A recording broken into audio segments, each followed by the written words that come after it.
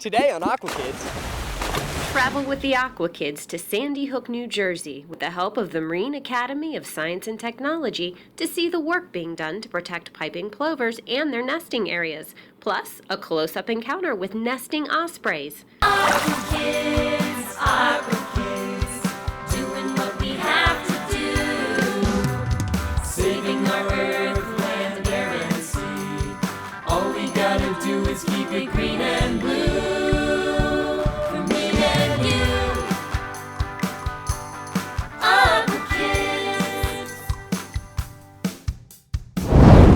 Hi, I'm Hannah Jones. Welcome to Aqua Kids. Today is all about beach birds. What kind of birds are we looking for? I think we're going to see a lot of plovers. Plovers? I've never heard of them before. You're in luck. Today we're going to learn all about them. Plus, I think we're going to see some osprey. Osprey? Are those the ones with the nest way up high? Exactly. Let's get this day started. Let's go. Hey, Jeannie. Hey. Hey, hi. We seeing anything yet? Yes, we are. We have 2 piping plover chicks here and 2 adults. Fantastic. They look like little cotton balls with toothpicks for legs. They're very, very fast. And they're right there in the water? Yes, there's a little chick right at the edge of the tidal mudflat right there. Are they only found here in New Jersey? No, there's a whole northeast population. Oh, I see. And in New Jersey, however, we only have 98 pair. So is this a species that we would consider endangered? They are state endangered and federally threatened. So this is an area especially protected for them? Yes, habitat loss is one of their main factors that's making them endangered because we want to use the beach as they want to use the beach. So we have to separate the humans from the wildlife. And we do that by educating people as they get to the intertidal zone because the chicks have to feed at the water's edge. They eat little invertebrates. And if people are constantly walking by them, they will not be able to feed and they could die from heat exhaustion and starvation. What else is being done to get them off of the endangered and threatened species list? Well, we are trying to do different protection measures. We protect their habitat and we take it a step further that when we locate a nest, we'll actually put something called an exclosure over it and then we actually electrify it to keep the predators out. Exclosure, what is that? It is a cage that we actually pre-made. It's like a pop-up tent pretty much, and we place it over the eggs. And our staff actually located a nest nearby so we can actually put one up. The state requires us to put it up in 6 minutes to 20 minutes. We have it down to 6 minutes and we put it up when there's 2 eggs or to 4. They'll lay 1 egg every other day until it's a complete clutch of 4. Great, Jeannie. Is that something that we might be able to help you with today? I would love your help. Fantastic. Let's go. Let's go.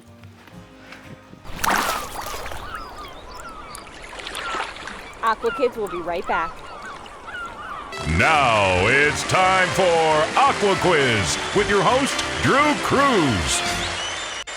Stop, you're much too kind. Thank you, lovely audience. I'm Drew Cruz, and now it's time for you, the viewer, to test your knowledge with Aqua Quiz. Let's get started. Like all birds, ospreys have faced massive threats with the coming of industrialization in the last 2 to 3 centuries. With hunting, the widespread use of pesticides, and the loss of natural habitat, their numbers declined substantially. Do you know the chemical used in the 1950s and 60s that nearly brought them to extinction? Is it A, 7, B, DDT, C, malathion, or D, sodium arsenite? We'll come up with the toxic answer after the break. Drew, we're on. And we're back. So have you come up with the answer? Do you know the toxic chemical that nearly caused the demise of ospreys? The answer is DDT. The decline of this species was caused by DDT-induced eggshell thinning, which reduced the reproductive output of breeding pairs. This added the osprey to the endangered species list. Since DDT was banned in the 1970s, populations of ospreys have increased and are thriving. We'll see you next week with another Aqua Quiz. Welcome back to Aqua Kids. Here is the piping plover nest that Ranger Jeannie and her crew located on the beach. Now it needs to be protected from prey and human contact. I want everybody to follow me and be careful where you're walking because there could be other eggs from least turns in this area. What we're going to do is unroll this, make it round, walk it up and over the eggs, and then Harrison is going to dig the post while we hold it, and then we're going to go and electrify it. Okay? Cool.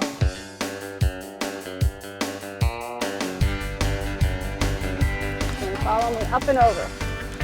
The eggs, everybody look at where the eggs are. They're right here. The marker, they're right there. Don't let the... All right, stop. Make it round. It should be in the center. Everybody hold it, and Harrison is gonna dig.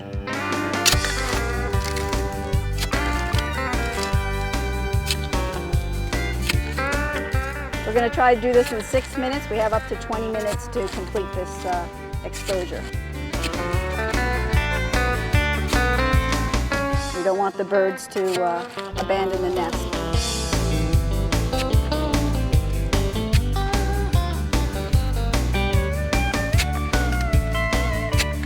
Okay, let's place it in the hole. We want the bottom to touch the sand and then fill in the holes. This way the plovers can run in and out without any problems.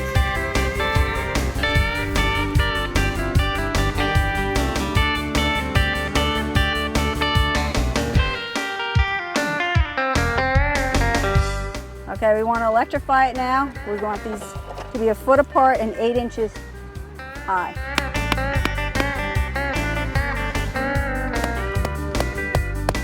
Can I help? Sure. We want to put this right on the grounding rod and have it to be about 8 inches high, so you can just lock that down.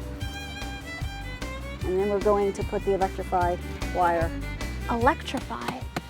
Why? We electrify it because we have predators here that we're trying to modify their behavior as if it was an invisible fence like a dog to keep them in their yard. This will keep the fox from getting in and eating the eggs. All right, we're just going to walk it around the exclosure.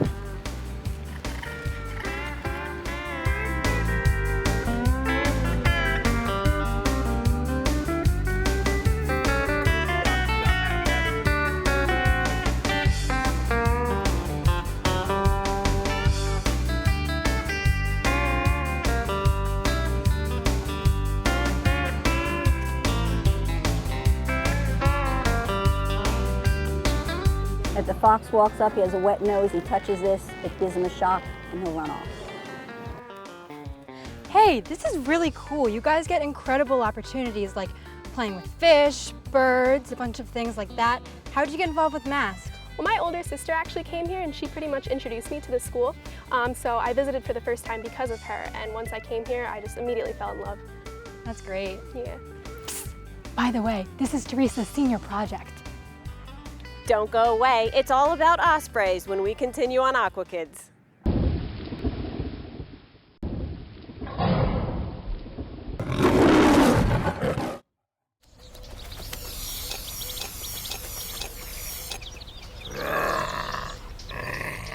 The Iberian lynx is the last remaining offshoot of the now extinct European lynx. It can be found on the Iberian Peninsula of southwestern Europe. This amazing feline may be the most endangered cat in the world. A fully grown lynx may be over 4 feet long and weigh nearly 30 pounds. Its diet is reliant on the ability to catch at least 1 rabbit per day. A nursing female may need up to 3. An unusually specialized predator, the lynx can stand still, camouflage for hours before its unsuspecting prey wanders into pouncing distance. Decreases in the Iberian rabbit population, an inability to adapt its diet, and loss of habitat have crippled this truly remarkable creature. Find out what you can do for the Iberian lynx and other apex predators on our website.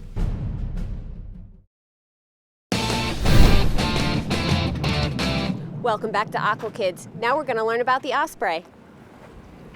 Okay, these osprey poles were built by a local high school, Henry Hudson Regional High School. They'll be here at 12:30. They usually come every day for 2 hours, and they help with the piping plover habitat protection and building osprey platforms.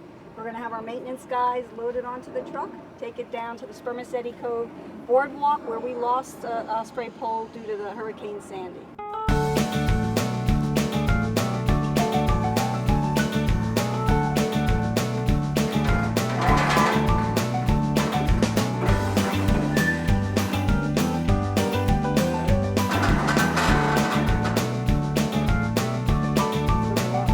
Here in Sandy Hook, New Jersey, Hurricane Sandy did a lot of damage, including taking down homes, observation towers, and osprey platforms that were put here for their protection.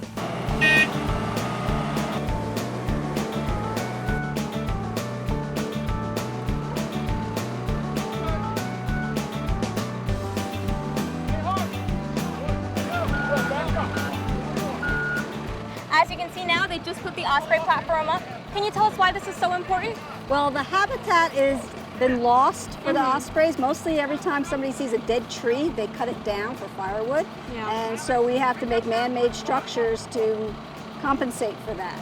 And with DDT being in the environment back in the 60s, that made their eggshells very thin, and when they sat and incubated the eggs, they actually crushed the eggs. So we banned DDT, and now the osprey is rebounding, and there's more and more ospreys, and pretty much if you build it, they will come.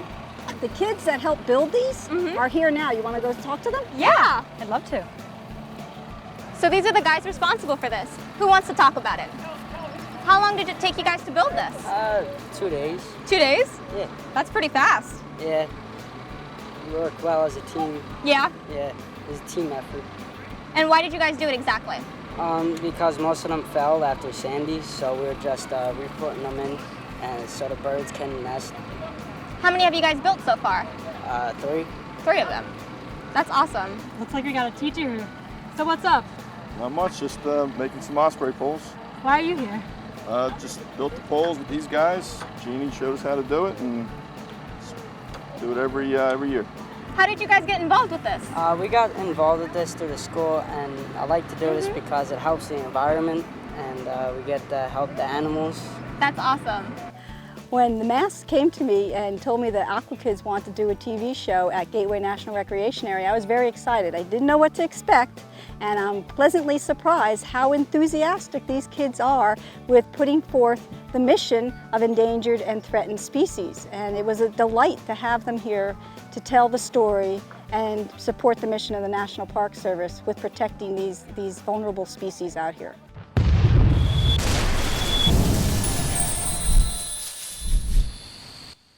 My name is Riley from Aqua Kids on this week's Eco Defenders. Our goal is to highlight remarkable youth and learn about the potential global impact about the inventions and projects that you've created. With your stories, we hope to inspire other youth and do good in our environment. I'm here with Mike Cafone, and we are going to learn about his project today. So tell me a little bit about your background and who you are. I'm Mike. I'm a student at Christian Brothers Academy. I'm a rising senior, and I'm 18 years old. I know you were working on a project. What was that for? It was to prevent deforestation and to help third world countries come up with alternative fuels. Can you tell me a little bit more about that? We worked with MIT and several universities to come up with a biomass briquette press, which took the waste products from sugarcane, banana peels, and other indigenous plants. These were pressed into small, usable bricks that could then be burned. We tested the briquettes at the FAA Test Center in Pomona, New Jersey. They burn cleaner, longer, and more efficiently than wood. And we're now shipping our presses to third world country orphanages. Wow, that's very impressive. Well, how can we use these presses in the real world? We tested how much pressure can be made with a small child, and the pressure which is created by the press is almost triple the amount needed to make the briquettes. So this press can be used in almost any situation in both third world and first world countries as opposed to wood. Can you explain the process? Our testing phase was the longest part of the project. We began using pine needles because that's a local unused material. So we took the very viable pine needles, mixed it with water and paper, and that was our first briquette. The development of the double lever press, which is our flagship, took 2 years to make, and we had to do testing in 3 or 4 different locations with all the different products that we were going to be using. What are the best fuels that you've used so far? Peanut shells, because okay. there's binder inside of them when it's mixed. Banana peels are also very good. What makes them good to use compared to other resources? These countries have a lot of these, the peanut shells and banana peels, so it's an option that they can use for a long time. The best advice that I could give someone is that they can affect change.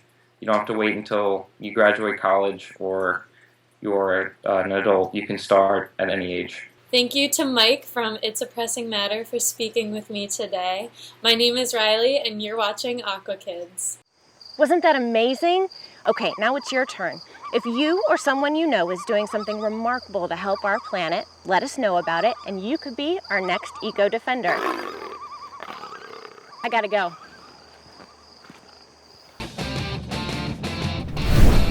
Aqua Kids will be right back. Hey, Drew here. Be sure to join us next week as we continue our adventures with the Marine Academy of Technology and Environmental Science in New Jersey. We'll learn about the new protected areas that are helping to save the endangered diamondback terrapins.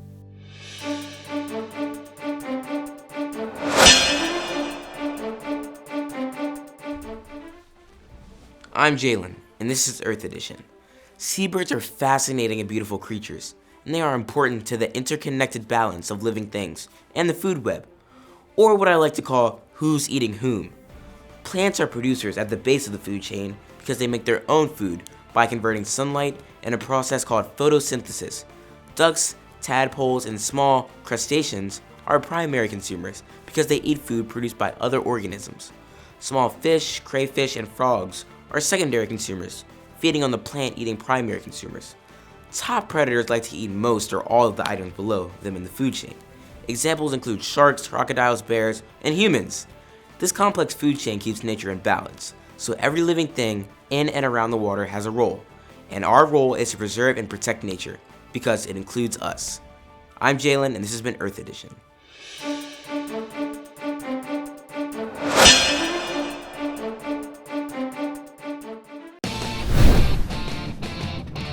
Welcome back to Aqua Kids.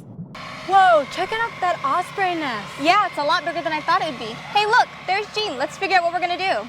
Hi, we're going to use the Highlands Fire Department aerial ladder to check how many chicks there are in the nest, and if they're big enough, we're going to actually bring them down and ban them.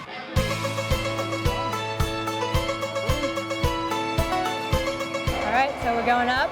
So what are we gonna do when we get up there? We're going to see if they're old enough to bring down to ban, and we're going to ban them in the shade to reduce the stress. Mom's probably very upset. She may dive bomb and defecate on us, so just beware. The difference between the male and the female osprey is the female is a larger bird and has what I call a brown necklace across the chest, and you'll probably see that as we get closer.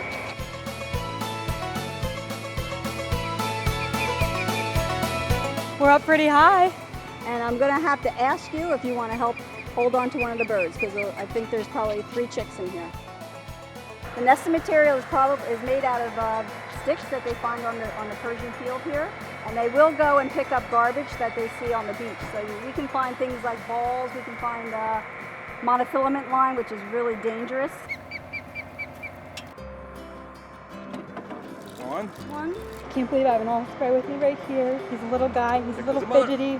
Did this go the way you expected? Yes, I thought that they might be a little bit bigger, but we still can ban them, so that's good.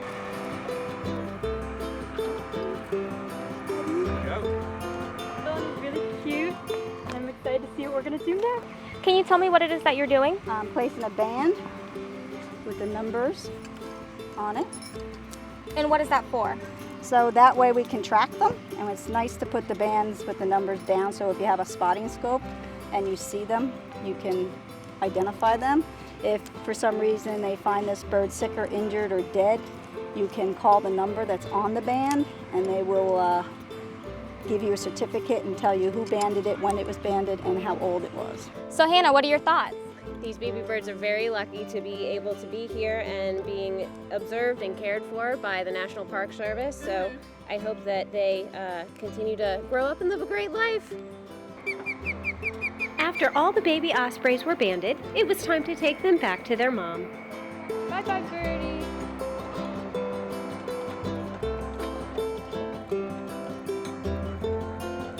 See you in the sky. So what are you looking for now? If there was monofilament line in the nest, I would remove it because it's detrimental to them, because it can entangle their feet and cut off their blood circulation for their claws. Looks like Mama's back home. Yes, she is. Lily just came down from the lift and put the baby ospreys back in the nest. We're gonna ask her what her favorite part of this experience was today. Hey, Lily. Hey. How exciting was that? Really awesome and exciting. Yeah. What was the best part? Holding it. Holding the baby bird? Did you feel its heart racing like crazy? It was beating really fast. Was and it? pounding. What did the inside of the nest look like? There was trash in it, which is, but there were a lot of twigs and it was big. It wasn't deep. You'd think it'd go down. It was kind of level with the rest of the nest. Wow, interesting. And I could hear that the mama bird was not too happy. No, she was not. She was flying above us. Yeah. Swooping down at us, at our head. That's why we're wearing a helmet. Very important. Good idea. So, all right, so you got the babies back in. They're Yes, all they're all tagged and safe. safe, and they're back with their mama now. Fantastic. You did a great job. Awesome. Thanks.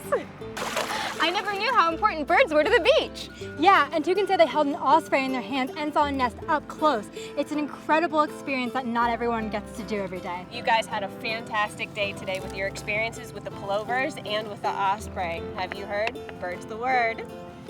Remember, only you can keep it green and blue. Protect our planet. We'll see you next time on Aqua Kids. Bye. Aqua Kids, doing what we have to do. Saving our earth, land, air, and sea. All we gotta do is keep it green and